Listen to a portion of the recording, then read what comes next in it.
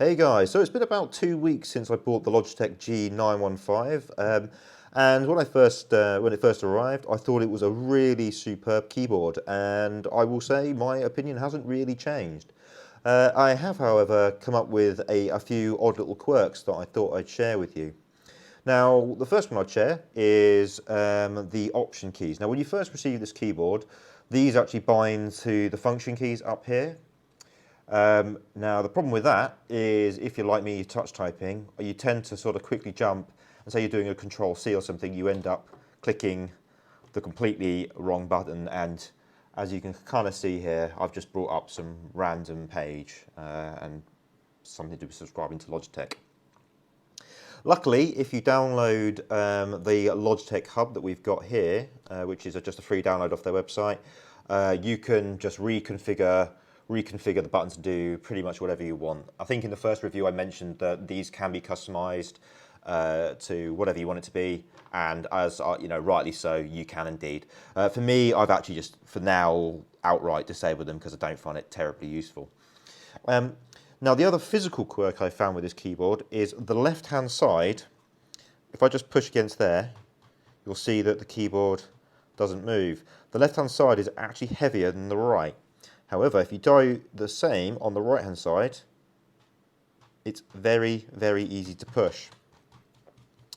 So as you can probably tell from my knocking there, it's quite annoying because throughout the day you'll steadily find yourself moving it further and further back, which is just kind of annoying. I mean, I'm not currently using a mouse pad now. If you had some sort of neoprene mouse pad, I'm sure it wouldn't be a problem. But it's just a minor little quirk. It would have been nice for them just to maybe throw some like lead weights or something just to keep the board balanced.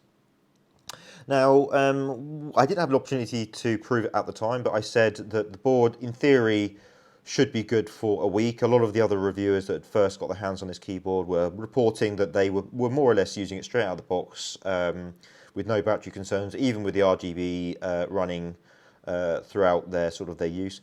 And I can confirm that. Off the first charge, I think I got 4 days or so before I eventually had to plug it into just like a little micro USB jack that's on the rear.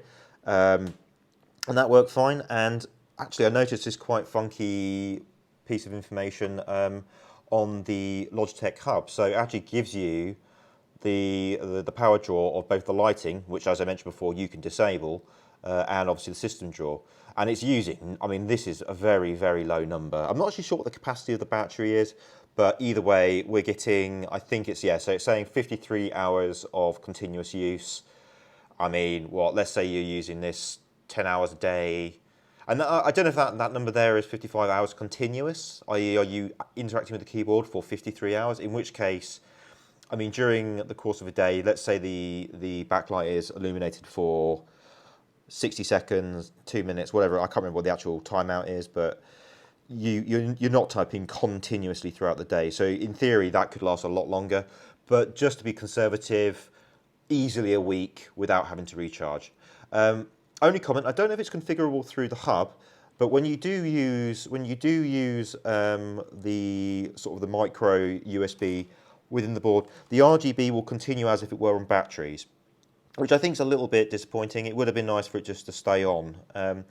And another improvement I would make to this board is, right now, even if you interact with, say, the mouse here, the keyboard doesn't automatically light up again, which I think would have been a nice touch, because if you're interacting with the computer, you kind of want to see what the keyboard's doing. Obviously, if you're not interacting with the computer, then I don't care. I did mention previously it would have been nice to have some sort of infrared, sort of glow in the dark, some sort of reactive lighting, just so when you're in the middle of the night and you've not been using the keyboard for a while, you could at least sort of get a rough idea of which key is which, so again you don't inadvertently hit function keys or otherwise. Haven't had a chance to try out the Bluetooth yet, but Bluetooth keyboards, they're a pound of pain. I'm sure they work just fine. As far as sort of the audio function keys, that's all great. Yeah, other than this, again, it's a superb keyboard. Now, what has changed since the previous review is, and this is, by the way, just on Logitech's website, I don't know if it's still accurate on Amazon. But if I look, it's now retailing for £209 or £210, and I presume the same in USD. That, in my opinion, is way too expensive. But if you can start getting this keyboard again for under the $100, £100 mark, I would again definitely recommend it. In my eyes, I'd like to see it around the 60, 70 USD point. I think it's more of a fair. Because, I mean, again, it's not a true Mech keyboard. Like I said, this is a tactile version. And actually, I must admit, it's growing on me, the tactile version, because it's not quite as noisy. And I do kind of like when you're typing it, it sort of gives a nice feeling to your fingers. But obviously you don't get that clicky effect. Anyway, that's my update on the G915. Still really enjoying it. Should be interested to see how the battery life lasts over, say, the course of a year. But I suspect after a year there'll be some new shiny keyboard that's going to come out, which is way better than this, you know, as they always do. Cool guys, signing off.